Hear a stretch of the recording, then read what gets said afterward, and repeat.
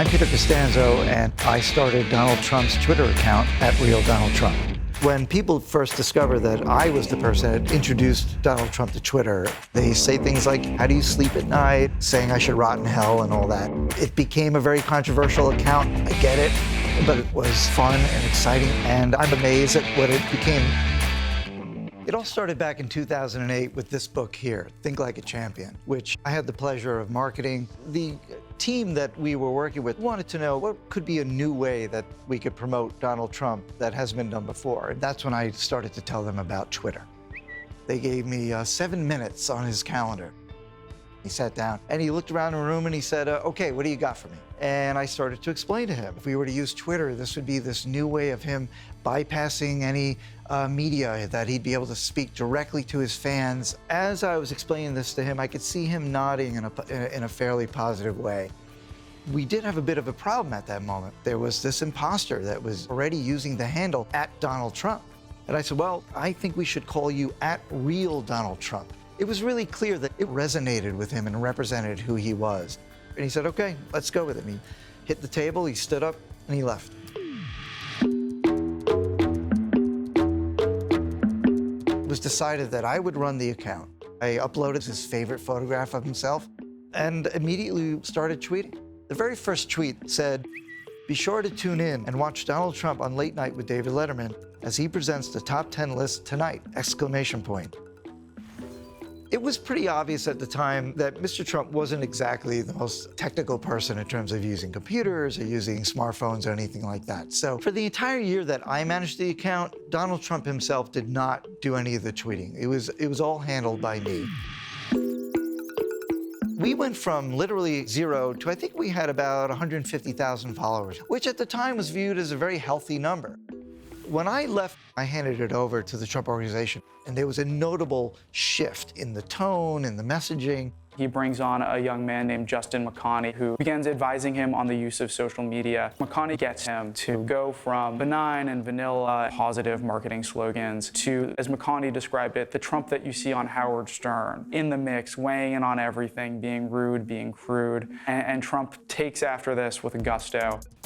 I like Russell Brand, but Katy Perry made a big mistake when she married him. Sacha Baron Cohen is a moron. How does a dummy like Bill Maher get a television show? Dumbass Bill Maher.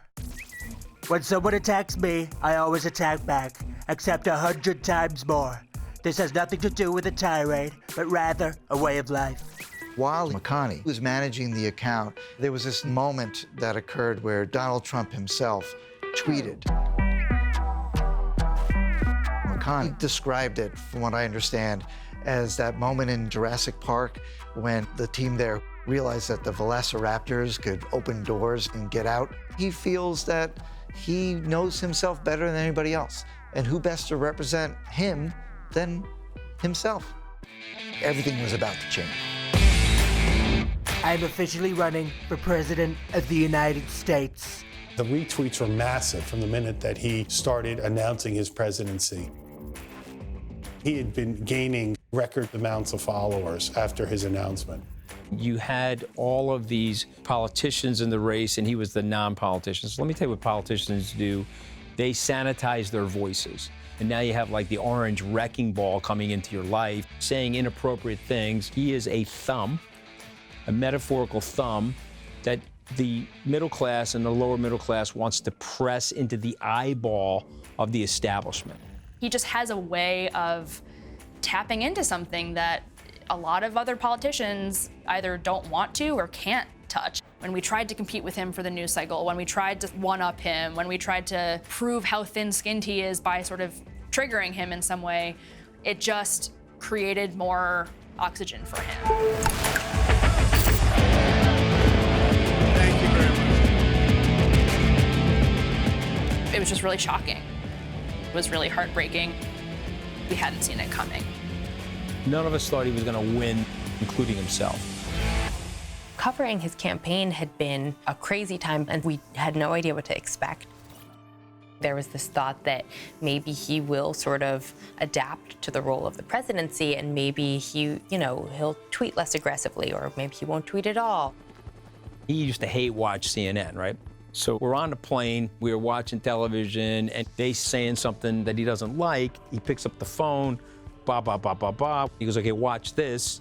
And all of a sudden, you know, the tweet goes off his satellite dish, bounces into CNN, and the next thing you know, the chyron's up there, says, breaking news. And, you know, Trump is like blasting CNN. Oh my God, the president, he thought it was the greatest thing ever. I mean, it put him in a great mood, you know? That's how he used Twitter. It was a strategic device to put other people on their heels.